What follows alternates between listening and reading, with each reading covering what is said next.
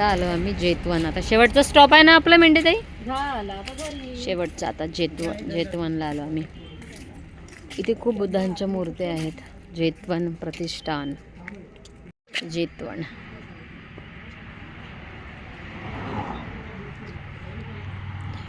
मला खूप दिसेल इथे मूर्त्याच मूर्त्या आहे. बघा बघा किती सुंदर आहे. झूम करून दाखवते तुम्हाला मी. बघा खूप आहेत, मूर्त्याच मूर्त्या आहेत इथे. सगळीकडे हिरवळ, किती भारी वाटते ना.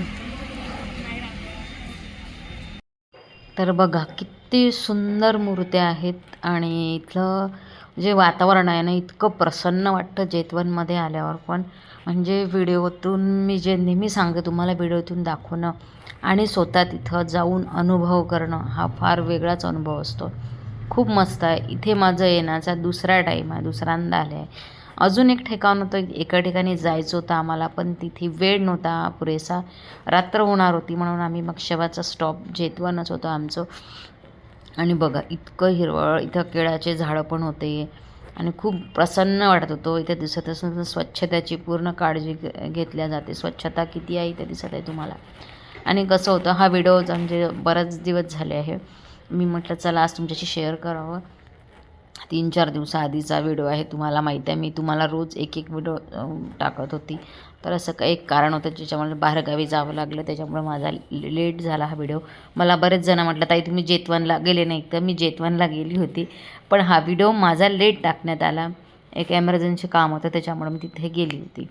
तर बघा इतक्या सुंदर मूर्त्या आहेत ना, म्हणजे खरंच जे लोक या आसपास, जसं नागपूरचे लोक दीक्षाभूमीमध्ये आम्ही कधी पण जाऊ शकतो, तसेच इथे राहणारे लोकसुद्धा इथे जेव्हाही मनाला आपलं गमजणे म्हणजे प्रसन्न करायचं असेल तर इथं आल्यानंतर खरंच खूप भारी वाटतं, प्रसन्न वाटतं.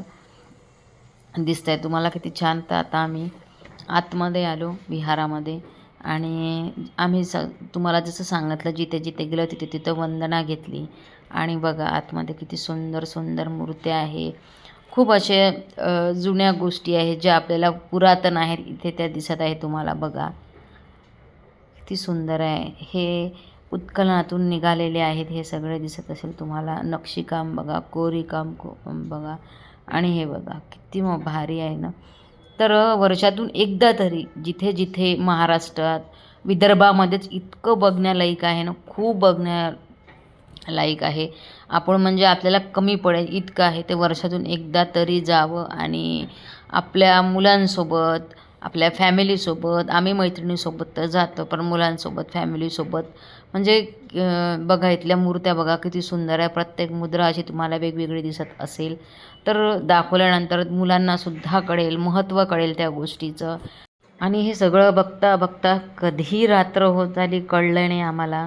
मग आम्ही इथे पहिले छान सगळ्यांनी फोटो काढले. संध्याकाळचे 6 वाजत आले होते आणि लवकर अंधार होतो. तुम्हाला माहीत आहे हिवाळ्याचा टाईम आहे, त्याच्यामुळं आम्ही मग जेवढं बघायचं तेवढं बघितलं आणि घराकडे निघालो.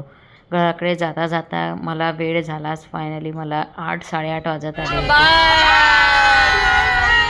चला रात्रीचे किती वाजले? 8:30. चला आता पोचलो आम्ही.